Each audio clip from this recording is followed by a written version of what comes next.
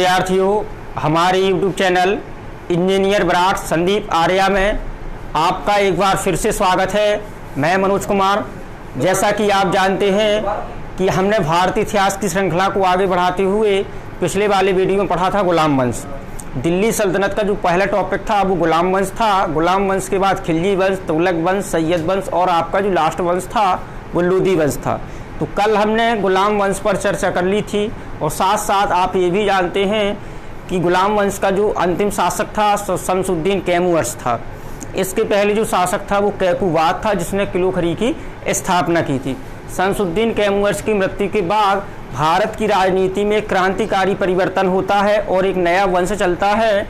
उसी वंश का नाम है खिलजी वंश।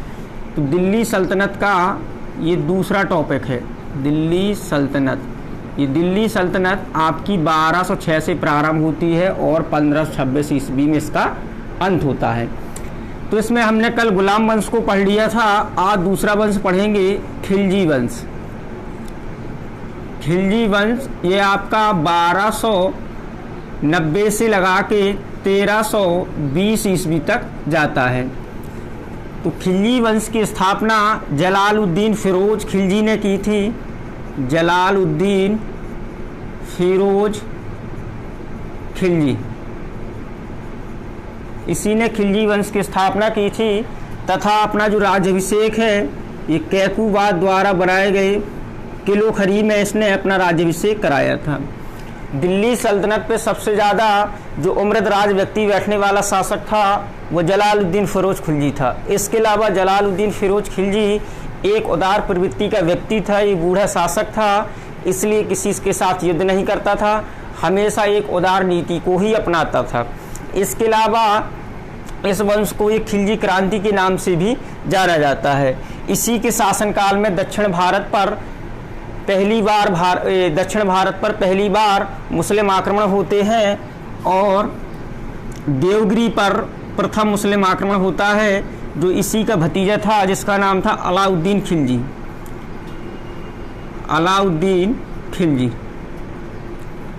अलाउद्दीन खिलजी दक्षिण भारत पर आक्रमण करता है और इसका एक सेनापति था मलिक काफूर। इस मलिक काफूर को 1000 दीनारा भी कहा जाता है, क्योंकि इसे 1000 दीनार में खरीदा गया था, इसलिए इसे 1000 दीनारा के नाम से भी जानते हैं। तो जलालुद्दीन फिरोज खिलजी के शासनकाल में दक्षिण भारत में जो प्रथम मुस्लिम आक्रमण करता है वो देवगिरी पर अलाउद्दीन खिलजी करता है। उसका जो सेनापति था वो मलिक काफूर था। तो अलाउद्दीन खिलजी को यहाँ से बहुत सारा धन प्राप्त होता है।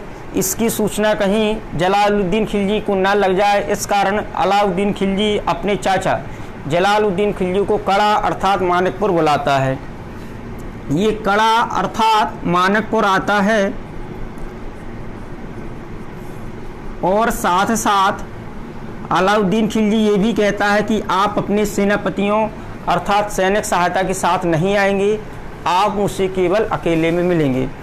तो अलाउद्दीन खिलजी और जलालुद्दीन फिरोज खिलजी आपस में कड़ा मानिकपुर में मिलते हैं, जिस कारण आप देखेंगे अलाउद्दीन खिलजी अपने चाचा जलालुद्दीन खिलजी की कड़ा मानिकपुर में हत्या कर देता है तथा अपना राज्याभिषेक बलबन द्वारा बनाए गए लाल महल में करवा लेता है। तो अलाउद्दीन खिलजी अपने चाचा जलालुद्दीन खिलजी की हत्या कर देता है और बलबन द्वारा बनाए गए जो लाल महल था उसमें अपना राज्याभिषेक कराता है। तो अलाउद्दीन खिलजी दिल्ली सल्तनत का सबसे योग्य शासक माना जाता है। इसके अलावा दिल्ली सल्तनत में 3 योग्य शासक हुए। सबसे पहले आपका अलाउद्दीन खिलजी, इसके बाद आप पढ़ेंगे मोहम्मद बिन तुगलक और इसके बाद आगे पढ़ेंगे सर्वाधिक योग्य शासक पढ़ा लिखा सिकंदर लोदी। तो ये 3 जो शासक थे ये महत्वपूर्ण शासक माने जाते हैं पूरी दिल्ली सल्तनत में। तो जलालुद्दीन खिलजी का किस्सा यहीं खत्म हो जाता है। अगला जो शासक बनता है वो अलाउद्दीन खिलजी बनता है। अलाउद्दीन खिलजी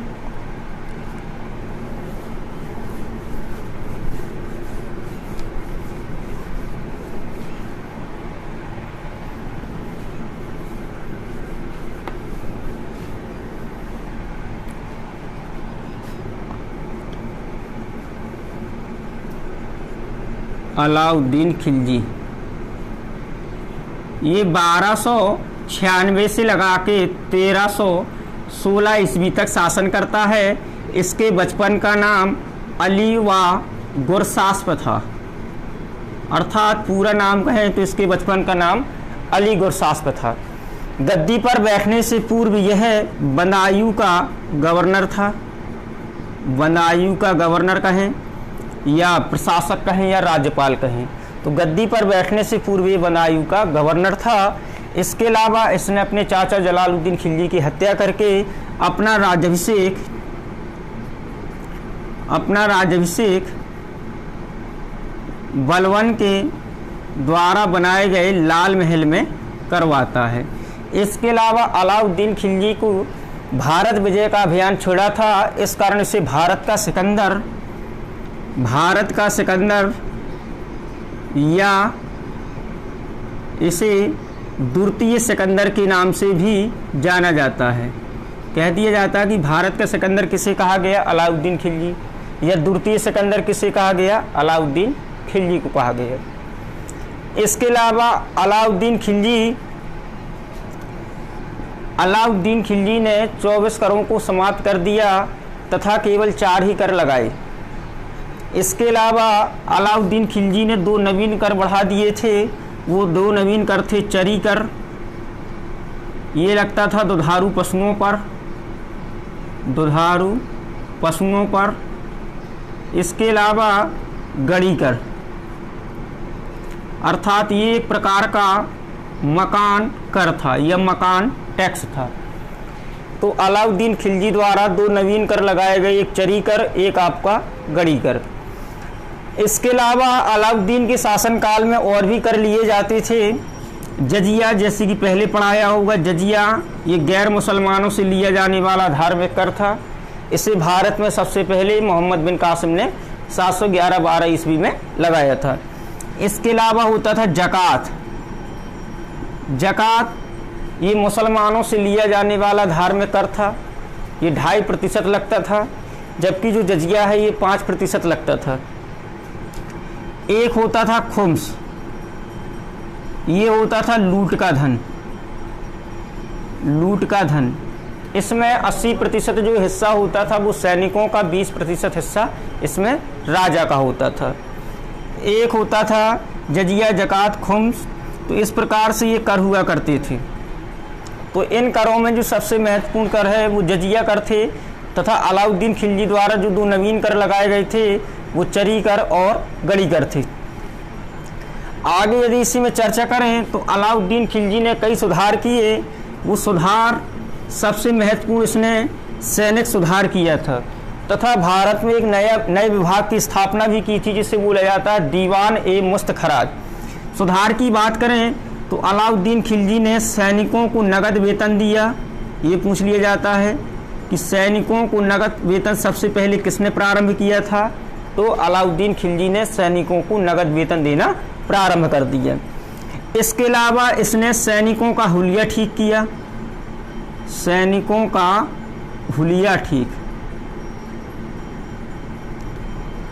कहने का मतलब ये है कि इसके पहले भारत की जो सैनिक व्यवस्था थी वो अच्छी नहीं थी, अर्थात उनकी एक फिक्स ड्रेस नहीं थी जैसे कि आज ड्रेस चलती है।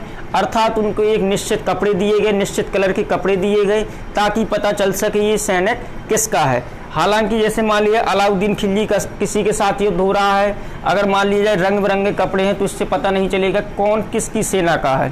तो इसने सैनिकों का हुलिया ठीक करने की प्रथा डाली। इसके अलावा तीसरा जो इसने महत्वपूर्ण कार्य किया था वो किया था घोड़ा दागने की व्यवस्था। तो अलाउद्दीन खिलजी ने घोड़ा दागने की व्यवस्था, सैनिकों को नगद वेतन तथा सैनिकों को हुलिया ठीक करने की प्रथा डाली। इसके अलावा अलाउद्दीन खिलजी ने एक और सुधार किया था, वो सुधार कहलाता है इसका दीवान ए मुस्त खराज। अर्थात इसने एक नए विभाग की स्थापना की थी, दीवान ए मुस्त खराज। ये कहलाता था राजस्व विभाग। तो पूछ लिया जाता है कि राजस्व विभाग की स्थापना किसने की थी? तो अलाउद्दीन खिलजी ने की थी। इसके अलावा और प्रश्न बनते हैं कि अलाउद्दीन खिलजी का सेनापति कौन था। तो अलाउद्दीन खिलजी का जो महत्वपूर्ण सेनापति था वो मलिक काफूर था, जिसका उपनाम था हजार दीनारा। उस समय मुद्रा को दीनार बोला जाता था, इसलिए से हजार दीनारा 1000 दीनार में खरीदा था। यदि कह दिया जाए कि अलाउद्दीन खिलजी की दक्षिण विजय का अभियान की जीत का श्रेय किसे मिलना चाहिए, तो मलिक काफूर को मिलना चाहिए। इसके अलावा मलिक काफूर ने दक्षिण भारत में तेलंगाना पर आक्रमण किया था और तेलंगाना के शासक थे प्रताप रुद्रदेव द्वितीय। जब इसने तेलंगाना पर आक्रमण किया तो प्रताप रुद्रदेव के यहाँ पर आपने सुना होगा कोहिनूर हीरा। तो जो कोहिनूर हीरा है ये प्रताप रुद्रदेव ने मलिक काफूर को दिया था। कोहिनूर हीरा प्रताप रुद्रदेव ने मलिक काफूर को दिया था। इसी मलिक काफूर ने ये कोहिनूर हीरा अलाउद्दीन खिलजी को दिया था। तो कोहिनूर हीरा आप देखेंगे अलाउद्दीन खिलजी के पास पहुंच गया और दिल्ली सल्तनत में जितने भी शासक हुए उनके पास भी रहा, मुग़ल काल में जितने शासक हुए उनके काल में भी रहा। लेकिन नादिर शाह के शासन काल में वो नादिर शाह जब भारत में आक्रमण करता है तो वो अपने साथ कोहिनूर हीरा ले जाता है, अफ़गानिस्तान ले जाता है।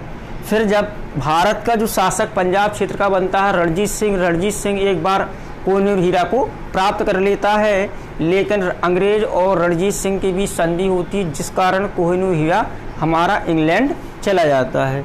तो कोहिनूर हीरा की इतना इतिहास रहता है कि सबसे पहले से अलाउद्दीन खिलजी के हाथ में सौंपा गया था।